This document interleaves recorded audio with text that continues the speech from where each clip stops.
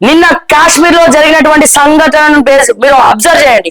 ఉగ్రదాడి ఒక పక్క కాశ్మీర్ లో టూరిస్టుల మీద జరిగింది, మరో పక్క వెస్ట్ బెంగాల్ లో మమతా బెనర్జీ కూడా మరి వన్ సైడ్ మాట్లాడి హిందువులను ఊచకోత విధిస్తా ఉంది. హిందువులందరూ వెస్ట్ బెంగాల్ లో తిరగబడ్డారు. ఇదే సమయంలో తెలంగాణలో హైదరాబాద్ లో ఇదే జిన్నారం మండల్ పటంచేరు జిన్నారంలో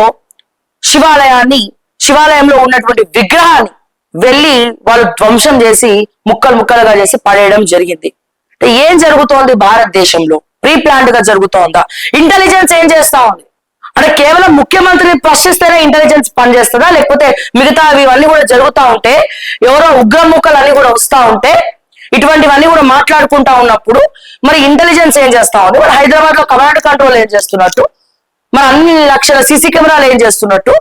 తెలంగాణ రాష్ట్ర వ్యాప్తంగా ఎవరికేం పట్టరా? గర్భగుడిలోకి వెళ్ళాలంటేనే ఎంతో నిష్టగా స్నానం చేసి, ఎంతో నిష్టగా, ఒకవేళ పూజారి అయినా, శివుని కొలిచేవాడైనా, భక్తులైనా చాలా నిష్టగా వెళ్తారండి లోపలికి.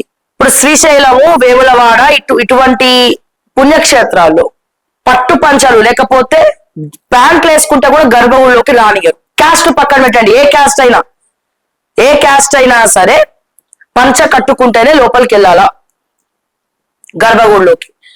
అటువంటి నియమాలతోటి పూజలు పొందేటువంటి శివుణ్ణి నాసి పీసు అన్ని ఆ పిచ్చి పిచ్చివన్నీ తిని ఇష్టం వచ్చినట్టు గర్భగుడిలో ప్రవేశించి విగ్రహాన్ని ధ్వంసం చేయడం ఏ రకంగా చూడాలా?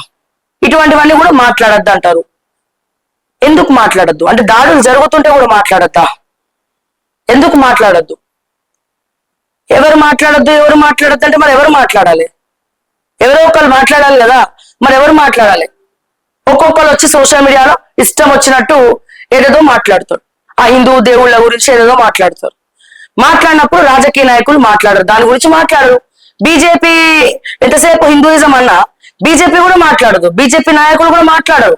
గట్స్ ఉండవు వాళ్ళకి, మాట్లాడడానికి ధైర్యం ఉండదు.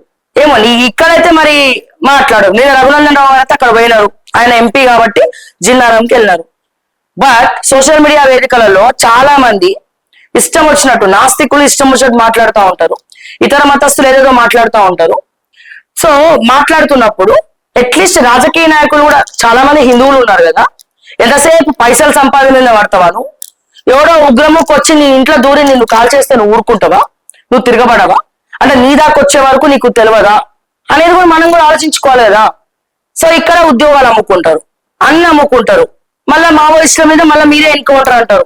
ఎన్కౌంటర్ చేసి ఒక్కొక్క మావోయిస్ట్ ని ఛత్తీస్గఢ్ లా మీరు కాల్ చేస్తున్నారు.